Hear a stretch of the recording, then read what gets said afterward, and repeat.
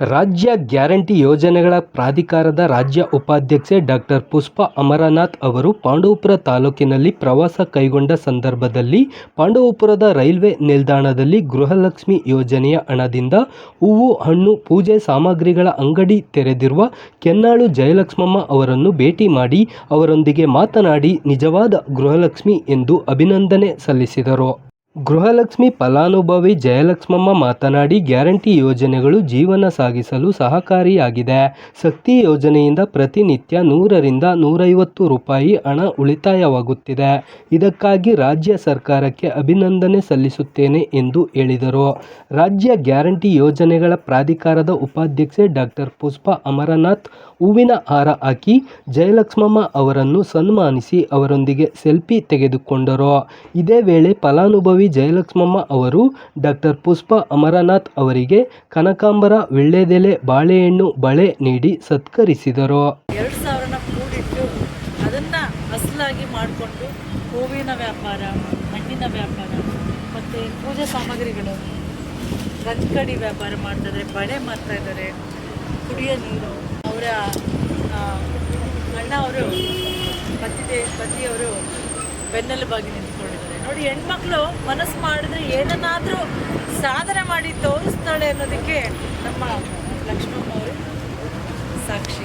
ನಾನು ಲಕ್ಷ್ಮಮ್ಮ ಅವ್ರಿಗೆ ಕರ್ನಾಟಕ ಗ್ಯಾರಂಟಿ ಅನುಷ್ಠಾನ ಪ್ರಾಧಿಕಾರ ರಾಜ್ಯ ಸರ್ಕಾರದ ವತಿಯಿಂದ ಅಭಿನಂದನೆಗಳನ್ನು ಸಲ್ಲಿಸ್ತೀನಿ. ನೀವೇ ನಮ್ಮ ನಿಜವಾದ ಗೃಹಲಕ್ಷ್ಮಿ. ನಿಮ್ಮಿಂದನೇ ನಮ್ಮ ಒಂದು ಗ್ಯಾರಂಟಿಗಳು ಸಾರ್ಥಕತೆಯನ್ನು ಹೊಂದಿದೆ. ನೀವು ನಿಮ್ಮ ಜೀವನ, ನೀವು ಮಾಡ್ತಾ ಇರ್ತಕ್ಕಂಥ ಒಂದು ದಾರಿ ಇದೆಯಲ್ಲ, ಇದು ಬೇರೆ ಹೆಣ್ಮಕ್ಳಿಗೆ ಒಂದು ಆದರ್ಶವಾಗಿದೆ. ನೀವು ಬೇರೆ ಹೆಣ್ಮಕ್ಳಿಗೆ ಆದರ್ಶವಾಗಿ ನಿಲ್ತೀರಿ.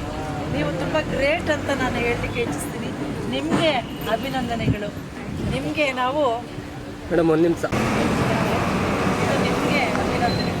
ನಿಜವಾದ ಗೃಹಲಕ್ಷ್ಮಿ ಅಂದರೆ ಇವರೇ. ಇವ್ರಿಗೆ ಅಭಿನಂದನೆಗಳನ್ನು ಸಲ್ಲಿಸ್ತೀನಿ. ಬನ್ನಿ ಪಕ್ಕದಲ್ಲಿ.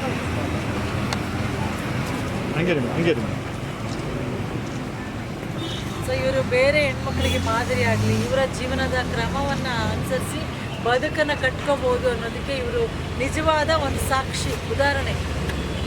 ಇವತ್ತು ನೀವು ಎಲ್ಲ ಹೆಣ್ಮಕ್ಳಿಗಿಂತ ದೊಡ್ಡ ಒಂದು ಸ್ಥಾನದಲ್ಲಿದ್ದೀರಿ. ಎಲ್ಲ ಗೃಹಲಕ್ಷ್ಮಿಗಳಿಗೂ ನೀವು ಮಾದರಿಯಾದ ಗೃಹಲಕ್ಷ್ಮಿ. ನೀವೇ ನಮ್ಮ ಮಾದರಿ ಗೃಹಲಕ್ಷ್ಮಿ. ನಮ್ಮ ಮಂಡ್ಯ ಜಿಲ್ಲೆಯ ಪಾಂಡವಪುರದ ಮಾದರಿ ಗೃಹಲಕ್ಷ್ಮಿ ಯಾರು? ನಮ್ಮ ಲಕ್ಷ್ಮಮ್ಮ, ಜಯಲಕ್ಷ್ಮಮ್ಮ. ಪುಷ್ಪಕ್ಕ ಒಂದು ಸೆಲ್ಫಿ ನಿಮ್ಮ ಜೊತೆ ನನಗೆ ಸೆಲ್ಫಿ ಬೇಕು. ಹಿಂದೆ ಒಂಚೂರು ಸರ್, ಒಂಚೂರು ನನಗೊಂದು ಫೋನ್ ಕೊಡಿ ಸರ್, ಒಂಚೂರು ಹಿಂದೆ ಬನ್ನಿ. ಗೃಹಲಕ್ಷ್ಮಿಯೊಂದಿಗೆ ಫಸ್ಟ್ ಒಂದು ಸೆಲ್ಫಿ. ಇದು ಮೊದಲನೇ ಸೆಲ್ಫಿ. ಮೊದಲನೇ ಸೆಲ್ಫಿ ಎರಡನೇ ನಮ್ಮ ಜೊತೆ ಬರ್ಬೇಕಾ? ಜಯಲಕ್ಷ್ಮಿ ಅವ್ರ ಜೊತೆಗೆ ನನ್ನ ಮೊದಲನೇ ಸೆಲ್ಫಿ. ನಿಮ್ಮ ಹೆಸರಲ್ಲೇ ಜಯವನ್ನು ತಂದಿದ್ದೀರಾ ನೀವು. ಸಾಕ್ಷಾತ್ ಗೃಹಲಕ್ಷ್ಮಿ, ನಮ್ಮ ರಾಜ್ಯದ ಗೃಹಲಕ್ಷ್ಮಿ. ಧನ್ಯವಾದಗಳು. ಎಲ್ಲರೂ ಒಂದು ಚಪ್ಪಾಳೆಯನ್ನು ತಟ್ಟಿ. ಭಯ ಆಯ್ತೈತೆ ಮೇಡಮ್. ಯಾಕೆ ಭಯ? ನಿಮ್ಗೆ ಖುಷಿಯಿಂದ ಖುಷಿಯಿಂದ ಬಂದಿರೋದು ನೋಡಿ. ಚಂದಾಗಿ